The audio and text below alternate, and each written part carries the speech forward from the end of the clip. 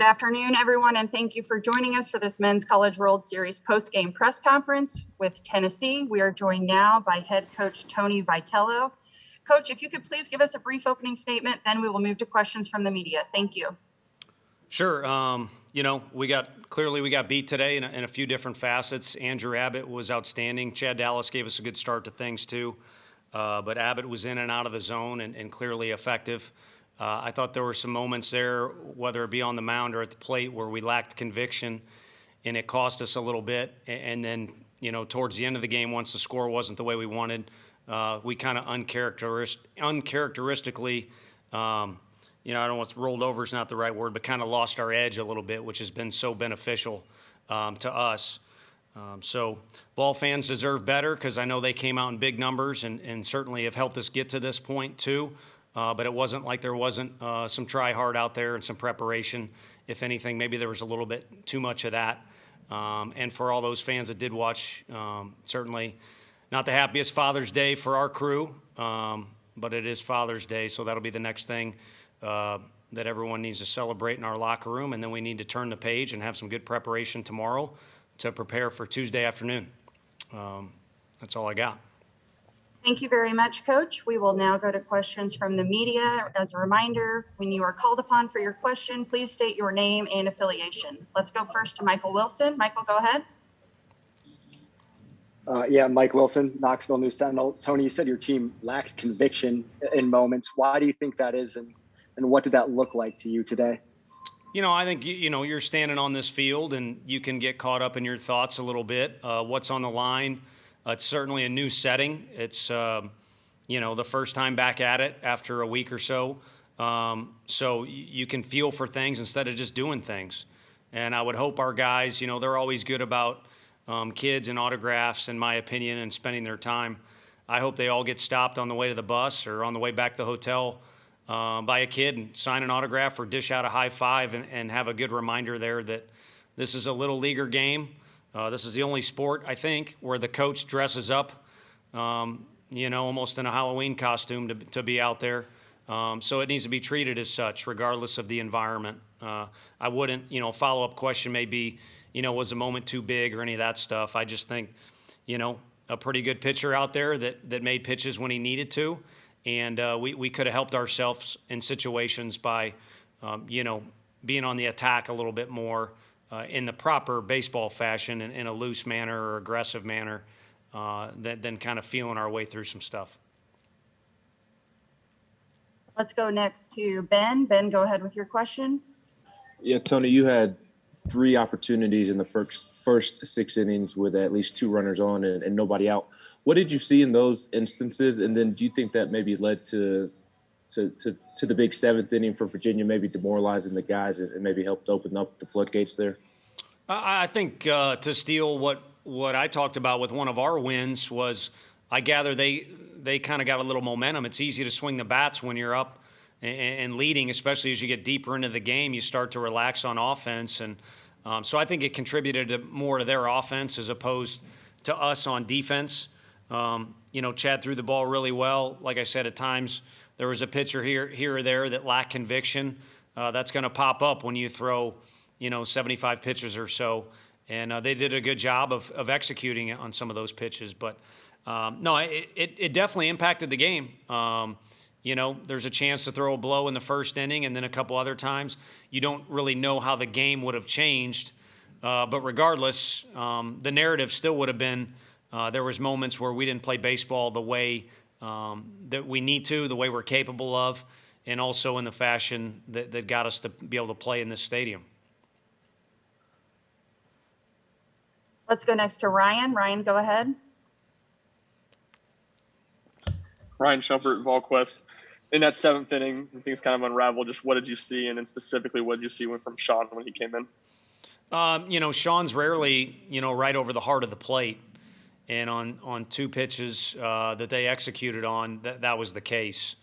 So, who knows? He might be able to answer things for himself. In my opinion, the guy's asked to do a ton. So every now and then it's not going to work out great for you. But, again, going back to original answer, I think they had a little momentum getting out of a couple key situations where they were in danger.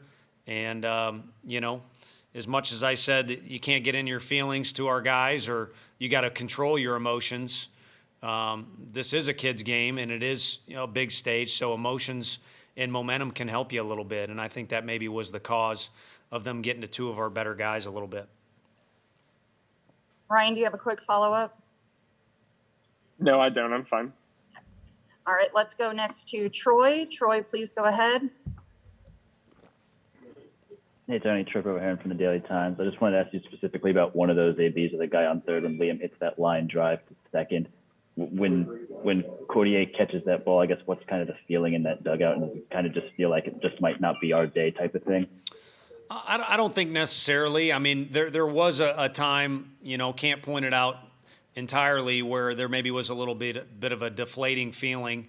But yeah, Max Ferguson, who was probably as locked in as any of our guys today, incredibly loose, but also in every pitch with his heart and soul.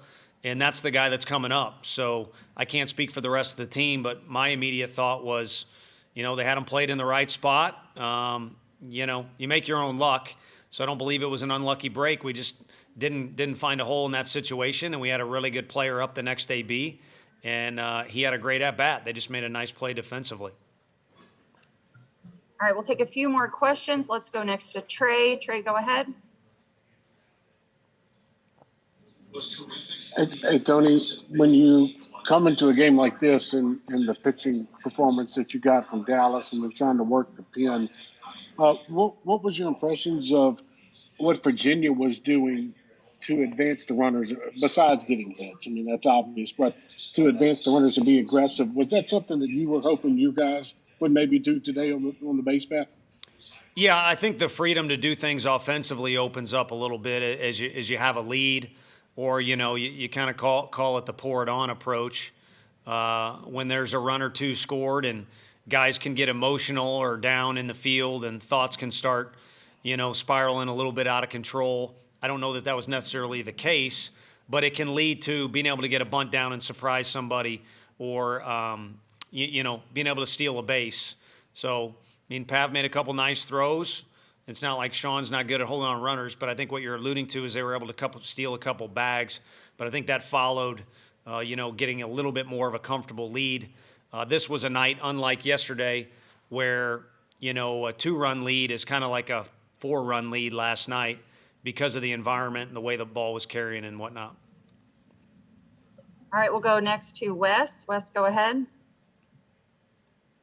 Yeah, Tony, I'm wondering, the way that y'all bounced back there in Hoover, that one didn't start the way you wanted to either, but you put together a run. Is that something that guys can kind of draw from the next 36 or 48 hours while they're sitting here, maybe not stewing over this, but thinking they've done it before and they can do it again? I think so, for sure. It's nice when things go the way it did in the regional and the super regional. But to be honest with you, our brand name is to bounce back and to answer. So, yeah, there's no need to stew. There is extra time between now and that game.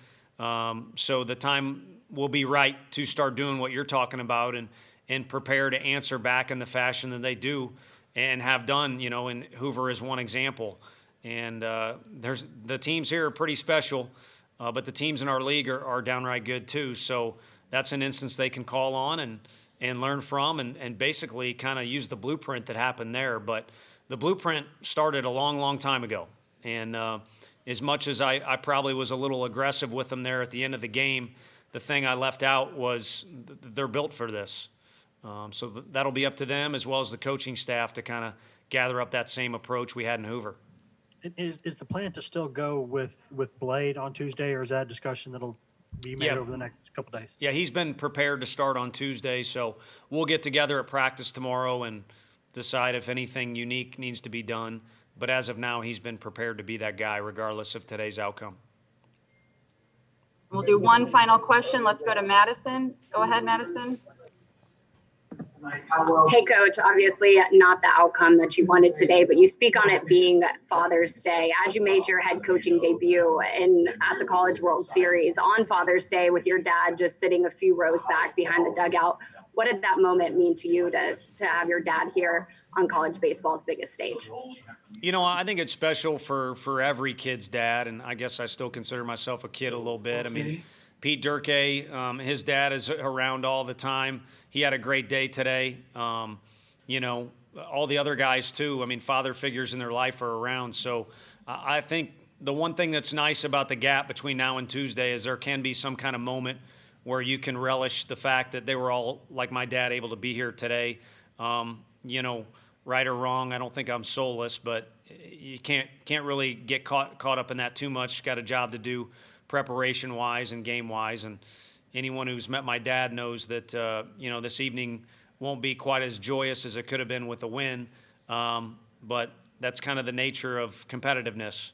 And, you know, he gets to sit in the stands on Tuesday, too. So I hope I do a little bit better job with our guys. And I hope all the Vol fans, like I said, that went well out of their way. It was astounding how many people were at our hotel, get what they deserve and get basically a soulful effort out of our guys. You know, wins and losses at this deal, it can be crazy. So not too worried about that, but I'd like people to be able to see our guys play Vol baseball on Tuesday. Coach, thank you very much for taking time to speak with us today. We really appreciate it. Thank you all. Take care and happy Father's Day.